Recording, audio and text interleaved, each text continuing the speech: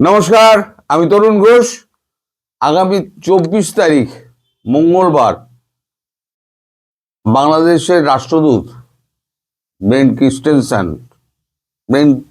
Christensen বলা যায়, তিনি ভারতবর্ষে আসছেন এবং তিনি এবং আমাদের ভারতবর্ষের যিনি রাষ্ট্রদূত আছেন একই সঙ্গে তারা সার্জিও গোর একই সঙ্গে তারা শেখ হাসিনার সঙ্গে একটি বৈঠক করবেন। এছাড়া ভারতীয় বিদেশমন্ত্রী এবং এনএসের সঙ্গে তো একটা বৈঠক রয়েছেই। এখন এই বৈঠক যেটা অনুষ্ঠিত হতে চলেছে, যতটুকু খবর পাওয়া যাচ্ছে, সেটা হচ্ছে বাংলাদেশের রাজনীতি সংক্রান্ত। এখন বাংলাদেশে একটা পালাবদল হয়েছে। পালাবদল হওয়ার পর সেখানে সরকারে এখন বিএনপি বসেছেন, তারেক রহমান তার প্রধানমন্ত্রী। তারেক রহমান এখন নতুন নতুন সিদ্ধান্ত নিয়ে দেশ চালাচ্ছেন, খুব ভালো কথা। কিন্তু দেশে আইন শৃঙ্খলার ওপরে যেরকম ভাবে নজর দেওয়া উচিত এবং ভারত যেটা চাইছে প্রাথমিকভাবে, যে যত জঙ্গি আছে সেই জঙ্গিদের বিরুদ্ধে কড়া ব্যবস্থা নেওয়ার জন্য একটা বার্তা পৌঁছে দেওয়া, তারেক রহমান কিন্তু সেটা এখনো করে উঠতে পারেননি। হয়তো পরে করতে পারেন, সেটাও বলা যায়। তিনি ওই ছোটখাটো ব্যাপার নিয়ে এখন উনি হঠাৎ খুব ব্যস্ত হয়ে গেছেন। কোথায় খরচ কমাবেন, কোথায় গাড়ি নেবেন না, উনি সিকিউরিটি উনি নেবেন না, এই সমস্ত চমকদারি কিছু ব্যাপার স্যাপার উনি করছেন। কিন্তু আসল রাষ্ট্রের জন্য যেটা প্রয়োজন সেটা হচ্ছে শিল্প এবং শিক্ষা এবং স্থিতিশীলতা এবং আইন শৃঙ্খলা বহাল রাখা। সেই কাজটার ওপরে কিন্তু এখনো তিনি কোনো রকম কথা বলেননি। আগামী দিনে কি হয় সেটাও নজর রাখা হচ্ছে, এটা একটা ব্যাপার। দ্বিতীয় একটা ব্যাপার, যে শেখ হাসিনা এই বর্তমান সরকারের ব্যাপারে কি ভাবছেন এবং তার ভবিষ্যৎ প্ল্যান কি। হঠাৎ তিনি কেন ফিনল্যান্ড যাচ্ছেন, ফিনল্যান্ডে তার কি প্রয়োজন আছে এবং আর কোন কোন দেশে যাবেন এবং তিনি দেশে ফেরার ব্যাপারে কি ভাবছেন, এই ব্যাপারে আলোচনা করার জন্য ব্রেন ক্রিস্টেনসনকেও ডেকে পাঠানো হয়েছে ভারতবর্ষে। এখন এটা সম্পর্কে নিশ্চয়ই আমাদের জয়শঙ্করজি এবং মোদিজির সঙ্গে এবং এনএসএ দোভালের সঙ্গে নিশ্চয়ই কথাবার্তা হয়েছে, কিন্তু সেই কথাটা ওনার মুখ থেকে শোনানোর জন্য খুব সম্ভবত তাদেরকে ডেকে পাঠানো হচ্ছে। এখন আমাদের সার্জিও গোর তো আমাদের দেশেই আছে, ডেকে পাঠানো হচ্ছে ব্রেন ক্রিস্টেনসনকে। 24 তারিখ উনি আসছেন, 24-এ না হলে 25, এই দুটোর একটা দিন তাদের সঙ্গে শেখ হাসিনার কথাবার্তা হবে। এখন কি কথাবার্তা হবে সেটা দেখা যাক, তবে সেটাই সম্পূর্ণ রাজনৈতিক, সেটা তো সম্পূর্ণ বোঝা যাচ্ছে। তো তারেক রহমান সবে ক্ষমতা নিয়েছেন, ক্ষমতা নিয়ে এখন তিনি সবে দেশ শাসন করতে শুরু করেছেন।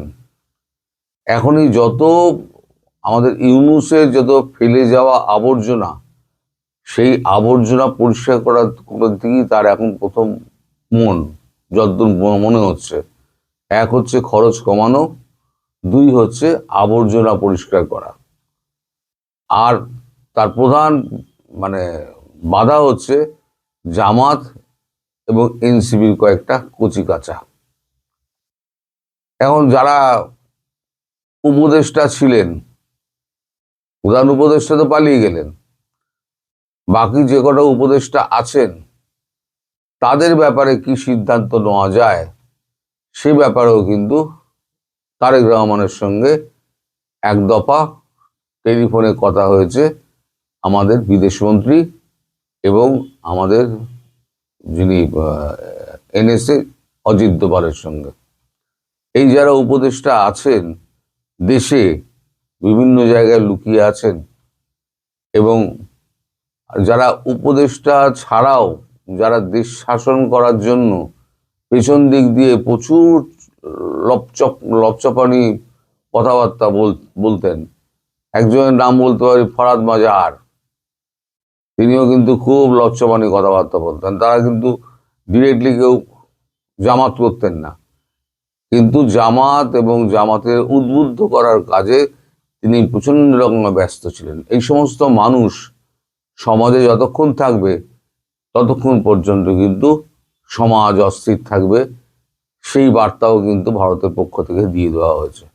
ফলে এই যারা লুকিয়ে রয়েছে এবং এদিক ওদিক ভেঙে রয়েছে এবং যাদের বয়ে যাচ্ছে সম্পদের পরিমাণ, এই যে আমাদের ডাস্টবিন শফিক, তার সম্পদের পরিমাণ এখন একটা কাগজে দেখলাম 2000 কোটি টাকারও বেশি হয়ে গেছে।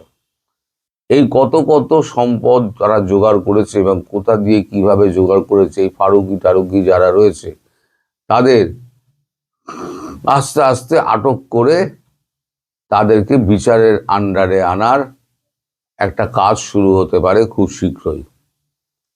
এই বিচার প্রক্রিয়া কোথায় হবে না হবে সে ব্যাপারে ভারতবর্ষ নাক গলাবে না, কিন্তু যারা এই সমস্ত কাজে মদত জুগিয়েছে এবং ইউনূসের হয়ে এই সমস্ত কাজে তারা নিয়োজিত হয়েছে, তারা হচ্ছে ইউনূসের মতো সমান অপরাধী।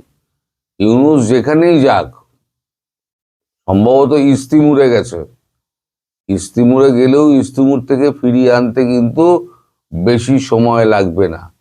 আর ইউনূসের বিরুদ্ধে একগুচ্ছ মামলা করা হচ্ছে।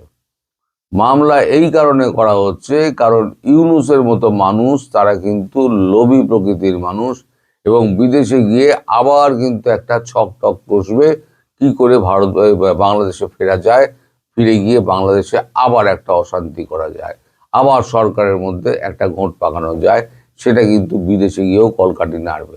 ফলে ওনার বিরুদ্ধে একটা একগুচ্ছ মামলা, যেমন ওই 666 কোটি টাকা কর্মকূপ, তারপর নিজস্ব ওই সমস্ত লাইসেন্সগুলো নেওয়া, তারপরেতে এখানে অর্থ খরচ, ওখানে অর্থ খরচ, বিদেশে কোটি কোটি টাকা গিয়ে মানে লোক লস্কর নিয়ে গিয়ে বিদেশে খরচা করা, মানে সরকারি অর্থ অপব্যবহার, যেটাকে ইংরেজিতে বলে মিসইউজ, সেই মিসইউজ করার এর জন্য একই দেশ গরিব, তারপর অর্থনীতিটাকে ধ্বংস করে দেওয়া, সব নিয়ে তার বিরুদ্ধে পৃথকভাবে অন্তত 50-60টা মামলা তার বিরুদ্ধে করা হবে এবং প্রত্যেকটা মামলায় তাকে যদি হাজির করা যায় তার জন্য ভারতবর্ষ এবং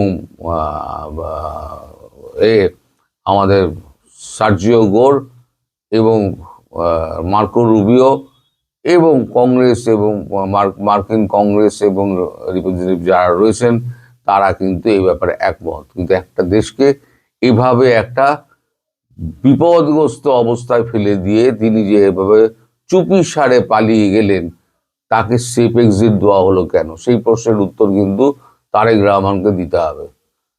তিনি তো জানতেন, তাকে তো বলা হয়েছিল তাকে সেফ এক্সিট দেওয়া যাবে না, তাকে সেফ এক্সিট তারেক রহমান দিলেন কেন, এই উত্তর কিন্তু তারেক রহমানকে দিতে হবে। তা এই প্রশ্ন করা হয়েছে এবং তারেক রহমানের যে ভারতবর্ষে ডেকে পাঠানো হয়েছিল 2-3 তারিখে ডেকে পাঠানো হয়েছিল, সেটা সম্ভবত এখন মোদি যাচ্ছেন বলে সেটা পিছিয়ে দেওয়া হয়েছে, সেটা এপ্রিলে তারেক রহমানকে ডেকে পাঠানো হবে। ওই ভারত সফর দিয়ে তার শুরু হবে বিদেশ ভ্রমণ, সেটা যেটা বলেছিলাম সেটা আপাতত পিছিয়ে যাচ্ছে, পিছিয়ে গিয়ে হচ্ছে এপ্রিল মাসের প্রথম দিকে তারেক রহমানকে ডেকে পাঠানো হবে এবং সেখানে তারেক রহমানকে প্রশ্ন করা হবে যে আপনাকে বলা সত্ত্বেও আপনি কেন সেফ এক্সিট দিলেন, আপনি ওখানেই কেন আটকে দিলেন না। তার মানে তারেক রহমানের সঙ্গে কি তলায় তলায় কোনো রকম যোগাযোগ হয়েছিল, কথাবার্তা হয়েছিল? এখন তারেক রহমান যদি এক্ষেত্রে যদি সদুত্তর না দিতে পারেন তাহলে কিন্তু তারেক রহমান কিন্তু কাঠগড়ায় উঠে যাবেন।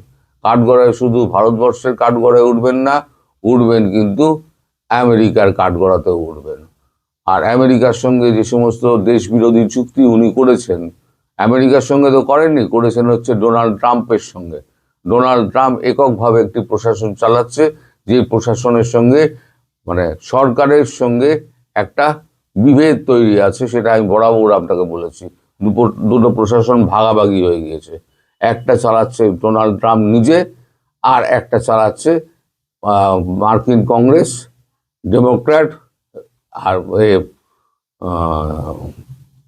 ডোনাল্ড ট্রাম্পের যে দল। তো যাই হোক, ডোনাল্ড ট্রাম্পের বিরোধী এবং ডোনাল্ড ট্রাম্প নিজে, এই যে ডোনাল্ড ট্রাম্প এখন কি বলে, ইরান আক্রমণ করার জন্য 10 দিনের যে একটা টাইম দিয়েছেন, একটা হুঙ্কার দিয়েছেন, তাতে কিন্তু আমেরিকার কংগ্রেসের কিন্তু সায় নেই। কারণ এটা একটা বিশ্বযুদ্ধের প্রস্তুতি শুরু হয়ে যাবে। একটা দেশকে ধ্বংস করতে গিয়ে কূটনৈতিকভাবে তাকে যাকে করা যায়, তাকে তিনি একেবারে যুদ্ধক্ষেত্রে নামিয়ে দিয়ে সারা বিশ্বকে অস্থির করার চেষ্টা করছেন। সেটাও কিন্তু সবাই মেনে নিচ্ছে না। ফলে জল এখন অনেক দূর গড়াবে। তবে ইউনূসের ভাঙার পেছনে কেন তারেক রহমান ছাড়টা দিলেন, সেটা কিন্তু তারেক রহমানকে উত্তর দিতে হবে। যদিও এই প্রশ্ন অলরেডি তারেক রহমানের কাছে পৌঁছে দেওয়া হয়েছে, যে আপনাকে এই উত্তরটা দিতে হবে, আপনি ইউনূসকে কেন ছেড়ে দিলেন।